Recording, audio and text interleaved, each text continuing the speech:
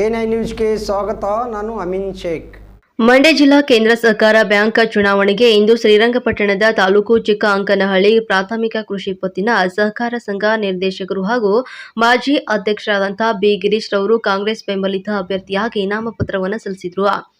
ಈ ವೇಳೆ ಮಾತನಾಡಿದ ಗಿರೀಶ್ ರವರು ಶಾಸಕ ರಮೇಶ್ ಬಾಬು ಬಂಡಿಸಿದ್ದೇಗೌಡ ಅವರು ಆಶೀರ್ವಾದದಿಂದ ನಾಮಪತ್ರ ಸಲ್ಲಿಸಿದ್ದು 22 ಸದಸ್ಯರಿರುವಂತಹ ಸಂಘದಲ್ಲಿ 16 ಜನರ ಸದಸ್ಯರ ಬೆಂಬಲವಿದ್ದು 2026ಕ್ಕೆ ಕಾಂಗ್ರೆಸ್ ಆಡಳಿತ ಮಂಡಳಿ ಬರುವ ವಿಶ್ವಾಸವಿದೆ ಅಂತ ತಿಳಿಸಿದರು.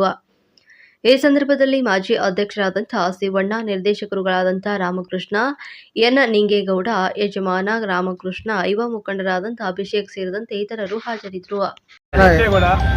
ಚಿಕ್ಕ ಅಂಕನಹಳ್ಳಿ ಪ್ರಾಥಮಿಕ ಕೃಷಿ ಪತ್ತಿನ ಸಹಕಾರ ಸಂಘದ ಮಾಜಿ ಅಧ್ಯಕ್ಷರು ಹಾಗೂ ನಿರ್ದೇಶಕರು. ಇವಾಗ ಈಗ ನಾನು ಹಾಲೀಗ ಸಹಕಾರ ಸಂಘ ಕೃಷಿ ಪತ್ತಿನ ಸಹಕಾರ ಸಂಘದಿಂದ ನಾನು ಅರ್ಜಿ ಹಾಕಿದ್ದೀನಿ. ಈಗ DCC ಬ್ಯಾಂಕ್ ನಮ್ಮ ರಮೇಶ್ ಬಾಬು ಬಂಡಿಸಿದ್ದೇವರ ಆಶೀರ್ವಾದದಿಂದ ನಮಸ್ಕಾರ ಹಾಕಿದ್ದೀವಿ. ನಮಗೆ ಇಲ್ಲಿ ನಾವೀಗ 16 ಜನ ಮೆಂಬರ್ಸ್ ಇದ್ದೀವಿ.